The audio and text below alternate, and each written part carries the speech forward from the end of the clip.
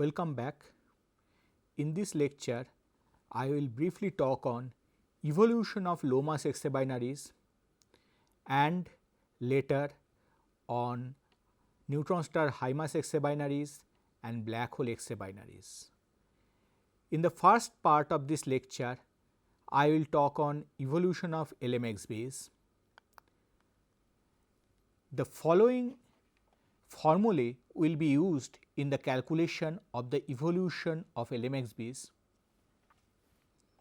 The first formula is basically the Kepler's third law, in which A is the separation between the two stars as shown here in the binary stellar system. M1 and M2 are the masses of two stars and P is the orbital period. The second formula is R12 by A equal to 0.462 into M2 by M to the power 1/3, and this is basically a formula obtained from numerical calculations, and this formula is valid for M2 by M1 less than or of the order of 0.8. Here R12 is the radius of a sphere of the same size as the Roche lobe of the secondary. The third formula gives the B1 value. B1 is the separation between the center of the primary star and the inner Lagrange point L1, and it is equal to A into 0.5 minus 0.227 into log M2 by M1, and this is also a formula obtained from numerical calculations. And finally, there is the well known mass radius relation for low mass stars, which is more or less valid. From the above formulae and the mass radius relations of different types of stars, it can be shown that there may be degenerate stars and helium main sequence stars with the orbital period less than 80 minutes. Main sequence, that is hydrogen rich unevolved solar type stars in the orbital period range 80 minutes to 10 hours, and evolved, that is subgiant stars with the orbital period greater than 10 hours in the low mass X-ray binaries as the normal components. Here we will focus on main sequence secondary, for which this mass radius relation is valid for a low mass star. A main sequence star can fill its Roche lobe only if the Roche lobe shrinks to the size of the star.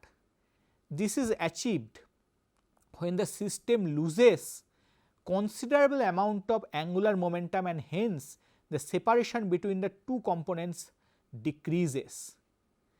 Two mechanisms are known for angular momentum loss of the binary: gravitational radiation and magnetic braking. The gravitational radiation is a general relativistic effect in which angular momentum is taken away from the binary system by the gravitational waves or radiation, and this can be significant only if the two stars are quite close to each other.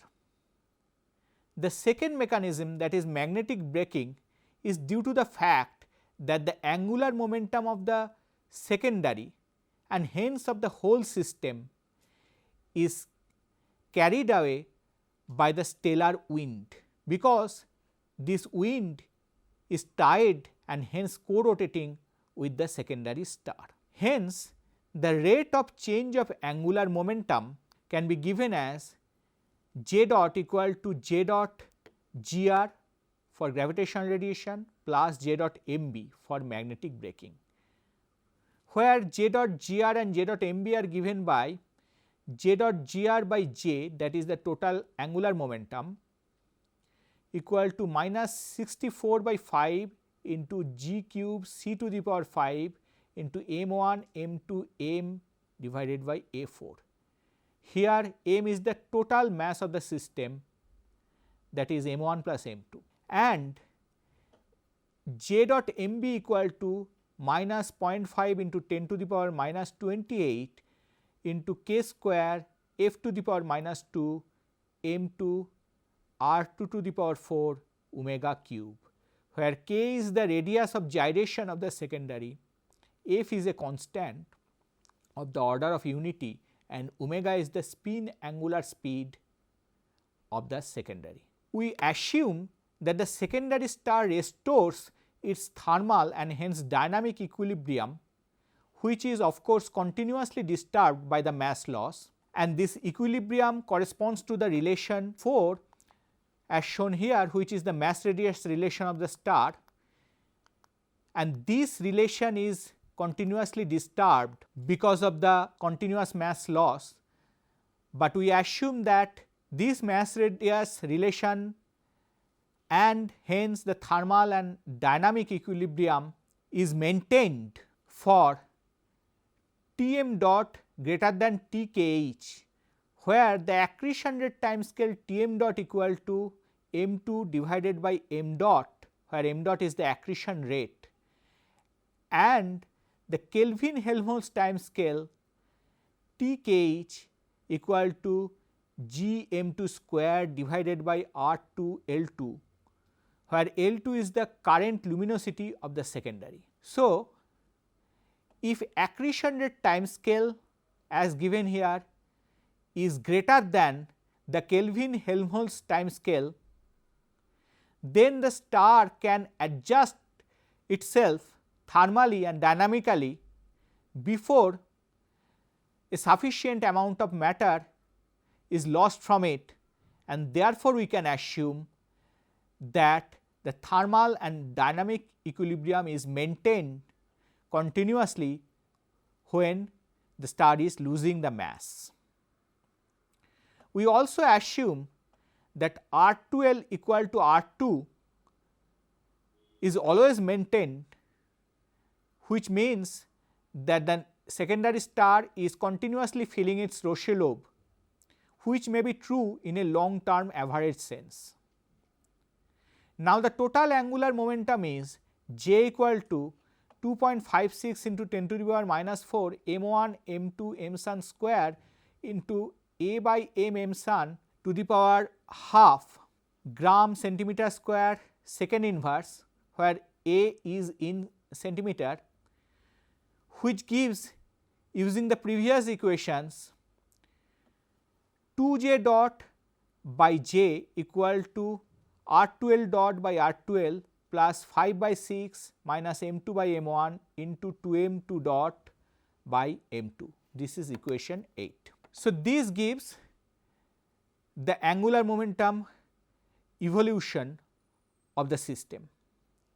Using the above equations and assuming k square f to the power minus 2 equal to 0.076, we get the differential equation governing the evolution as m2 dot equal to an expression which involves the total mass m and m2. This is equation 9, where m2 is in m sun per year and time is in year. This is the equation 9 we can solve numerically keeping m constant.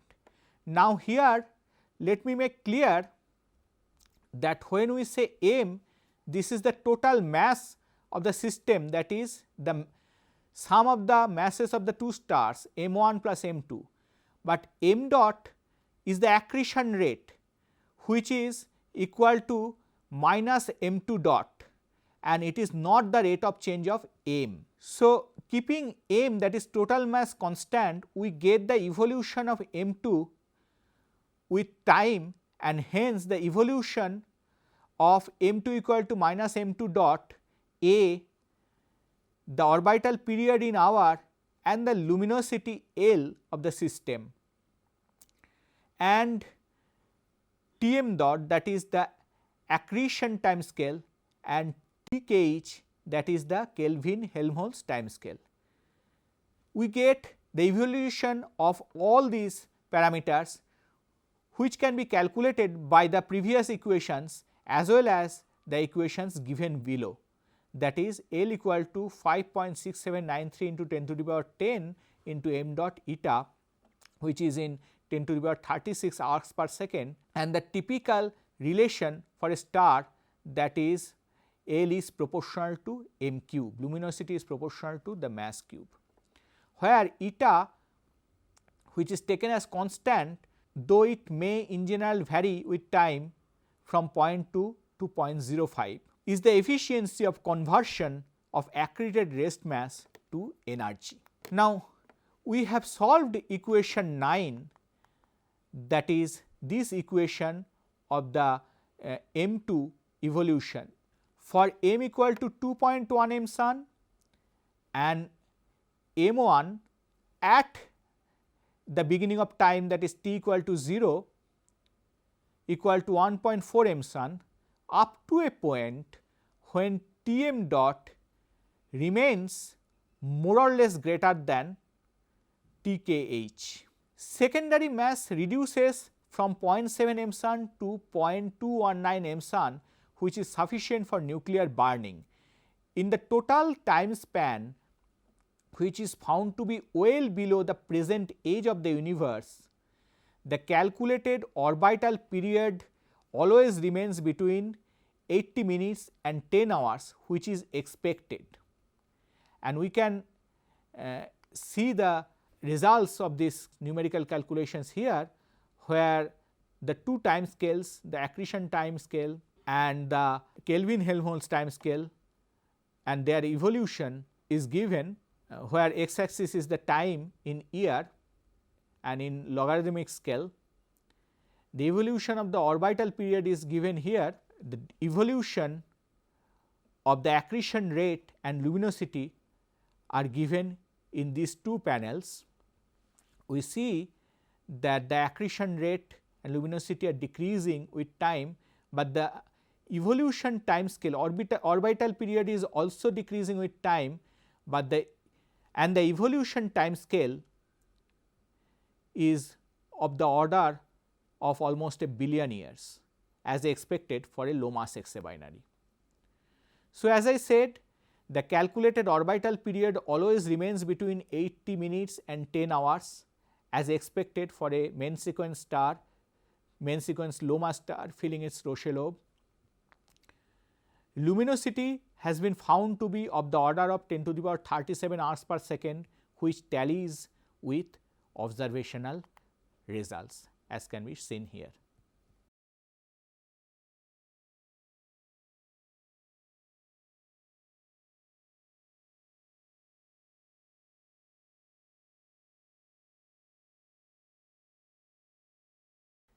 In this part of the lecture, I will briefly talk about neutron star high mass X-ray binaries. Here is an artist's impression of a neutron star high mass X-ray binary. Here, a neutron star accretes mass from a high mass companion star, and often the neutron star accretes from the wind of the companion star. Here one can see that there is this huge high mass star, and here is the neutron star, and wind is coming out from the high mass star, and the neutron star is essentially immersed in this wind, and a fraction of this wind is captured by the neutron star. For example, here the wind was going out, but it comes back and is captured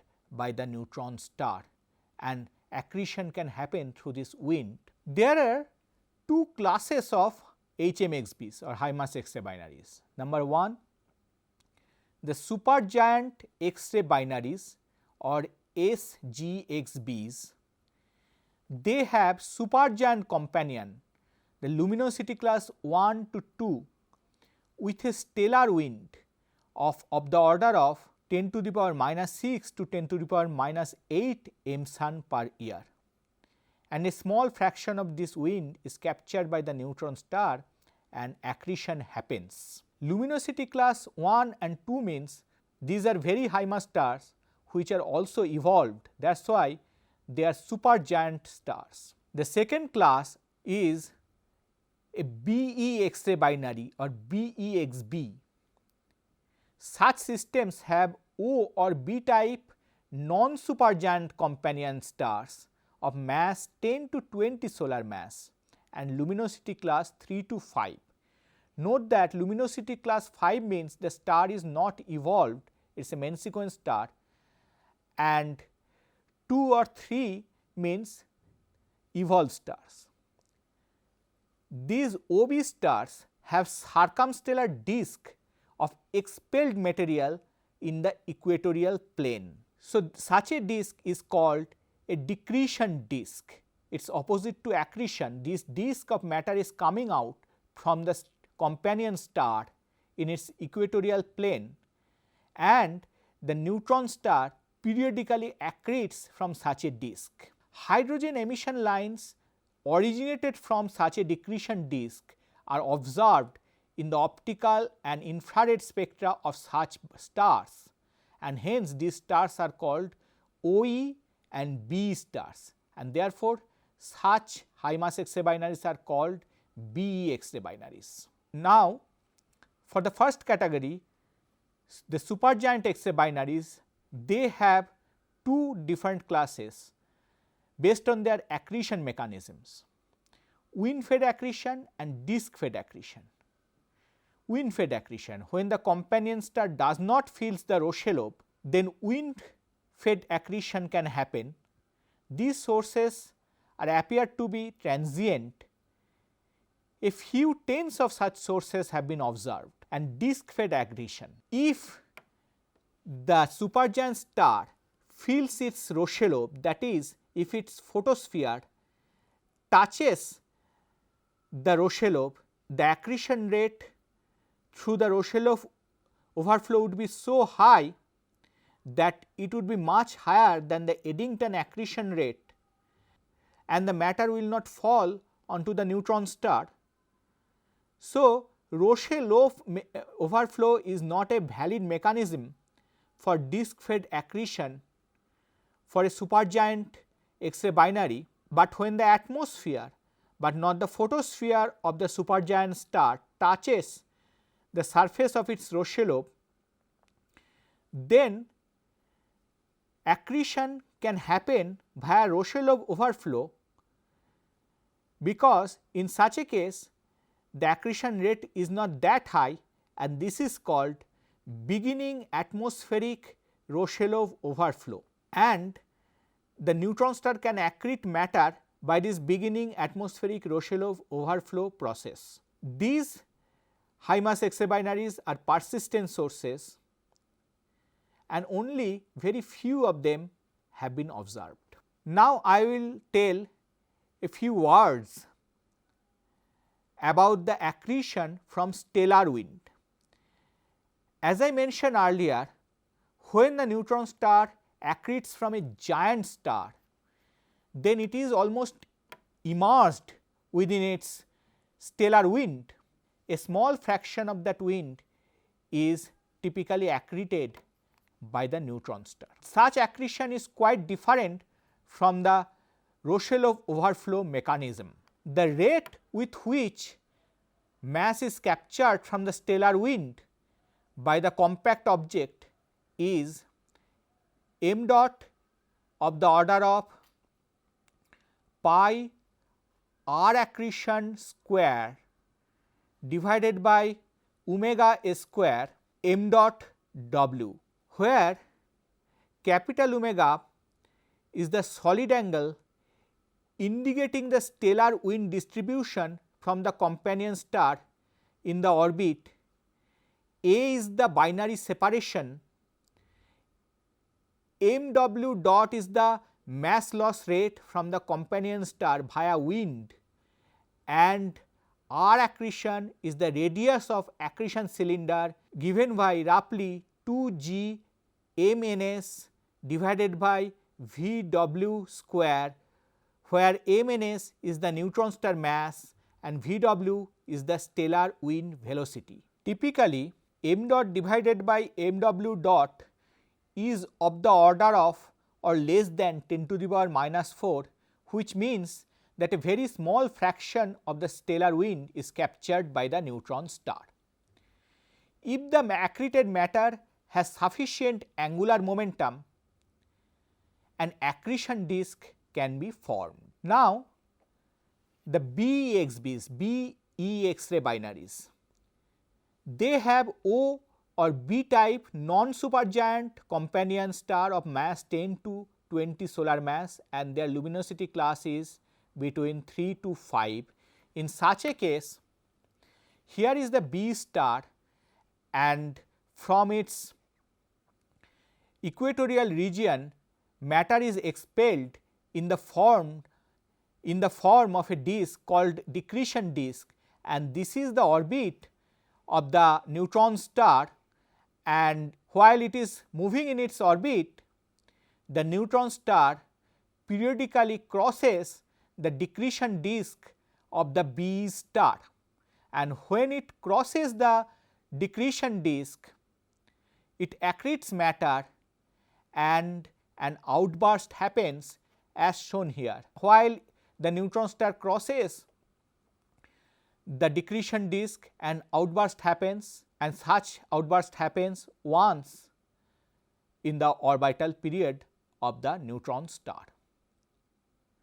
In such a case, the companion star, that is the B star, does not fill the Roche lobe as the orbital period is large and the star is not a supergiant. An outburst happens when the neutron star passes through the decretion disk and accretes matter once in each orbit, as I said. Such outbursts are regular and called type 1 outbursts. As can be seen here, these are type 1 outbursts and they are regular, almost periodic. But another type of outbursts, type 2 outbursts, which is usually much more luminous and rare, irregular and independent of orbital phase, is also observed from BEXBs. And here are some examples of type 2 outbursts shown here and here. An increased companion activity could be the reason of such type 2 outbursts. Now, as I mentioned in a previous lecture, that many of the high mass X-ray binaries are pulsars. Accretion disk is stopped by the magnetosphere of the neutron star, and the matter is channeled towards the magnetic polar caps of the neutron star, and the system manifests itself as a pulsar. Here is the infalling gas, and QPO or quasi periodic oscillation could be seen from such a source, which could be originated from such a region of accreted matter. Now, we focus on a region close to the magnetic polar cap of the system, where the matter is channeled and is falling onto the magnetic polar cap like this. This is the magnetic polar cap on the surface of a neutron star, and matter is falling like a cylinder onto the surface of the neutron star. This is a schematic depiction of gas accreting onto the magnetic polar cap of a neutron star. Here we can see the matter is accumulated like a mound onto the surface of the neutron star at the magnetic polar cap, and this is called thermal mound. It emits thermally like a black body, and initially this matter has a supersonic speed, but as it comes to a stop at the surface of the neutron star, it has to change to the subsonic flow at a certain distance from the neutron star surface, and this is called the sonic surface. And these are the magnetic field lines coming out of the neutron star, and soft X-ray photons are emitted from various regions. Seed photons are created throughout this column via Bremsstrahlung and cyclotron emission, and additional blackbody seed photons are emitted from the surface of the thermal mound near the base of the column. Comptonization by bulk inflow of accreted matter can happen. Now, this is a typical spectrum of a high magnetic field accreting neutron star, where the total spectrum is shown here and various components of the spectrum are given like Bremsstrahlung, cyclotron emission, black body and an iron line. Since the magnetic field strength is typically very high, that is of the order of 10 to the power 12 Gauss, cyclotron absorption feature can be originated due to the electrons gyrating around the magnetic field lines. The cyclotron absorption feature at the following energy can be observed, and this energy can be roughly given as EBH divided by 2 pi MEC, which is typically about 11.57 B12 kV, where B12 is the magnetic field strength of the neutron star in the unit of 10 to the power 12 Gauss. So, typically we observe cyclotron line at the energy between 10 to a few tens of kV. This is a direct way to measure the neutron star magnetic field when we measure epsilon c, that is the centroid energy of this cyclotron absorption feature. The dependence of the cyclotron feature on pulsar spin phase and luminosity can be used to probe the source physics, that is the thermal mount, the magnetic field distortion and the emission process and so on. Here are different types of pulse profiles from such a high mass X-ray binary at different energy ranges. Here 0.5 to 2 kV, here 2 to 4 kV, here 4 to 6 kV and here 6 to 10 kV. The energy dependent pulsar pulse profiles like this are useful to probe the emission mechanism and geometry of the magnetic field lines and matter accumulation etc. in this region of the magnetic polar cap of the high magnetic field neutron stars.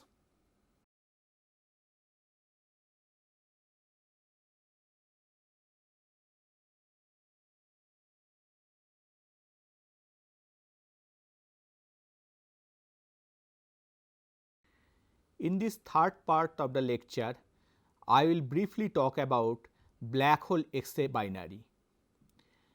Since I have already discussed some of the theories in this lecture and in some previous lectures, here I will mostly focus on some of the observational aspects. So, the first question I will ask, why should we observe accreting stellar mass black holes? And second, why are we interested in black hole transients? And thirdly, I will discuss some of the observational features of BHXBs or black hole X-ray binaries. Now, why should we observe accreting stellar mass black holes? I will mention two big reasons, and there are of course many other reasons to observe them. The first one is probing strong gravity. As I mentioned and discussed in a previous lecture using this diagram, that the stellar mass black hole possibly give rise to the strongest gravity in the universe here, and therefore, they can be very useful to answer some of the fundamental questions. For example, in a black hole, by definition the singularity or the point mass where all the mass of the stellar core is crushed into is covered from the observer's eyes by an invisible surface called event horizon. but theoretically there are possibilities of naked singularities. So, the question is, do naked singularities exist in nature, and this can be addressed only by observing black holes. The second question is, does general theory of relativity work in strong gravity regime? So, testing its predictions such as frame dragging etc. in the strongest gravity regime is a fundamental problem of physics which can be done by studying stellar mass black holes. The second big questions that the study of accreting stellar mass black holes would answer is understanding the accretion-ejection mechanism, and the motivation for this is the following. Accretion ejection is common among various kinds of objects such as protostars, X-ray binaries and AGN. Accretion onto black holes is possibly the most efficient energy source in the universe. A study of accretion ejection in X-ray binaries provides an important tool to probe the strong gravity regime. So, what do we study usually? We study the properties, size and location of various accretion and ejection components such as accretion disk, jet, wind etc., and their dependence on source parameters such as accretion rate etc. Now, we ask the question, why are we interested in black hole transients? So, here is a list of known persistent black hole X-ray binaries which emit in a persistent manner. Among these, for the red ones, the black hole is confirmed by the dynamical mass measurement, that is, the mass is much more than 3 solar mass, as I discussed in a previous lecture. For others, the mass measurements, the blue ones, the mass measurement has not happened, but they are thought to be black holes because of other observational features. And the letter Q indicates these 3 sources may not be persistent at all. They are persistent currently for some time, but they may be actually transient sources. Now, this is a list of persistent black hole X-ray binaries, and here is the list of transient black hole X-ray binaries. Even without counting, we can see there is roughly one line of persistent black hole X-ray binary, but there are about 8 lines of transient black hole X-ray binaries, which clearly indicates that black hole X-ray binary science is mostly a science of transients. That is why we are interested in studying transient black hole X-ray binaries. But that is not all. Larger number of transient sources is important to access more values of source parameters. For example, availability of wider ranges of black hole mass and spin is better to probe the strong gravity regime and even super dense degenerate matter. And B, availability of wider ranges of source inclination angle and state is better to probe the accretion ejection mechanism. But this is not all. During an outburst, the luminosity and hence the accretion rate of a transient may change by several orders of magnitude. This implies an access to a wide range of source state and state transition, which is very important to understand the accretion ejection mechanism. But even this is not all.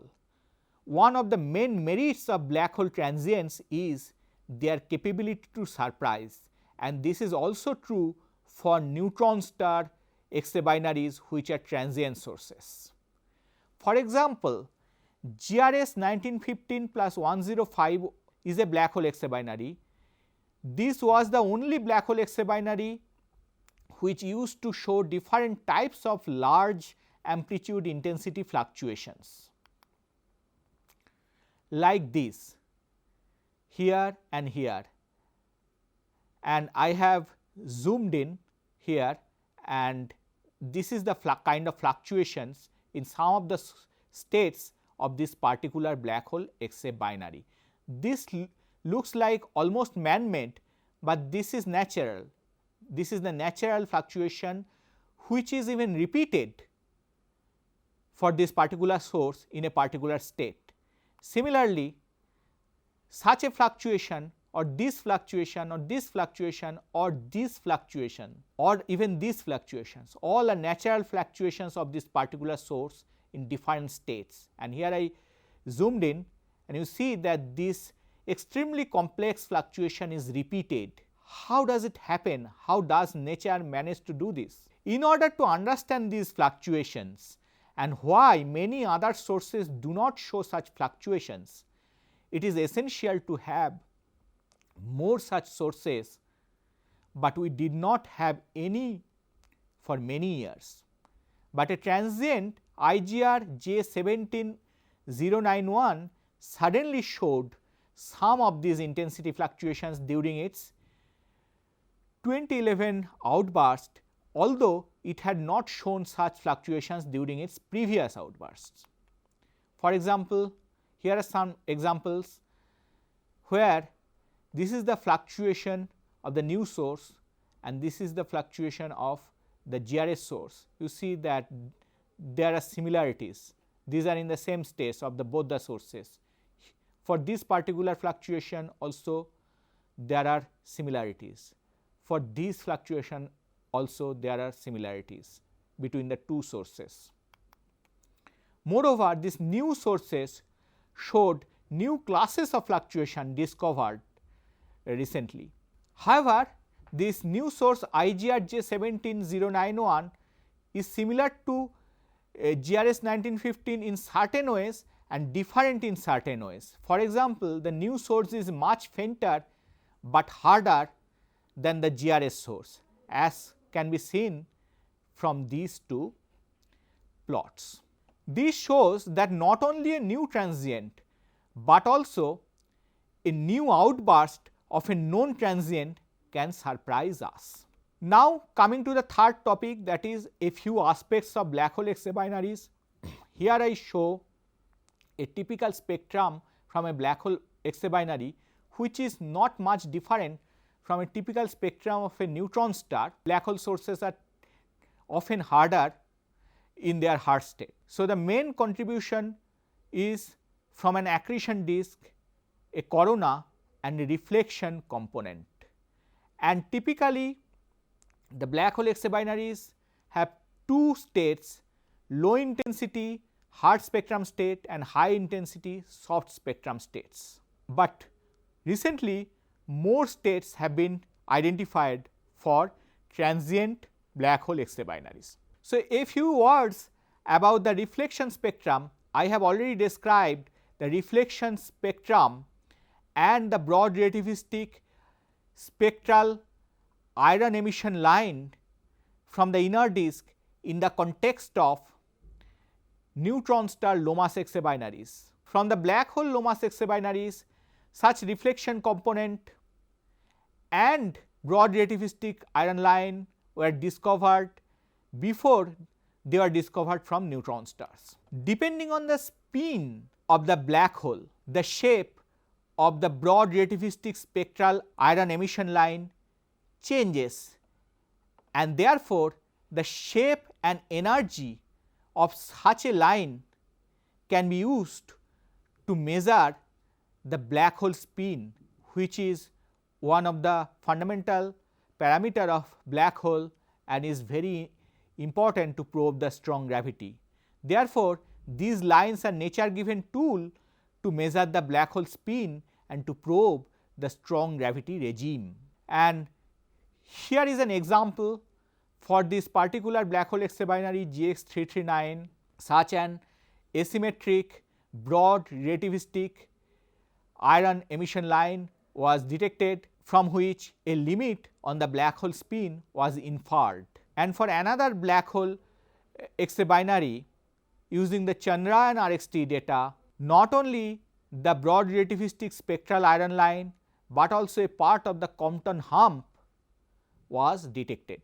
Black hole spin parameter could also be measured by fitting the continuum spectrum, and here is an example for the black hole X-ray binary LMC X3. It is a Bepp-Possax satellite spectrum for which the source was in the accretion disk dominated soft state. Such a spectrum is fitted with an appropriate disk model to measure the disk inner edge radius and then to infer the black hole spin when the source distance and the inclination angle and black hole mass are independently known. Another important feature of black hole X-ray binaries is the high frequency QPO or HF-QPO. We call them high frequency for black holes when their frequency is more than 40 Hz. And these are some examples of such high frequency QPOs. HF-QPOs are rare events and have so far been reported from a few transient HMXB sources, and they usually of low significance. HF-QPOs likely originate from within a few gravitational radii of the black hole and can be a very useful tool to probe the strong gravity region, especially when studied together with broad relativistic iron line. But in order to use this timing feature as a reliable tool, we need to understand their origin, which can be possible if many such features are strongly detected. Black hole X-ray binaries have other features to probe the accretion-ejection mechanism. For example, correlations, broadband spectra and spectrotiming, that is frequency and energy dependent, time lag, fractional amplitude, etc. in X-ray and multi-wavelength can be very important to probe the properties, size and location of accretion-ejection components. For example, this plot shows for this particular BHXB the frequency dependent time lag between 4 to 10 kV and 2 to 3.5 kV energy bands. Here a correlation between the optical light curve and the RXT X-ray light curve have been obtained, and this shows that X-ray leads the optical. Transient black hole X-ray binaries typically follows a Q-like diagram in the intensity versus spectral state plot. At the low intensity, it starts from here, it goes up, intensity increases, but the spectrum remains hard, and when the intensity increases sufficiently, it changes the spectral state to a soft state. Finally, the intensity comes down and then it becomes hard again, and during this Q-like track, for its different position, the black hole properties are different. For example, we can observe jets from such a black hole X-ray binary during the hard state and during the transition state, but not in the soft state. Similarly, high frequency QPOs are generally observed in the transition state. So, we need to study how all features and properties evolve along the Q track to understand the black hole X-ray binaries, particularly the black hole X-ray binary transient sources.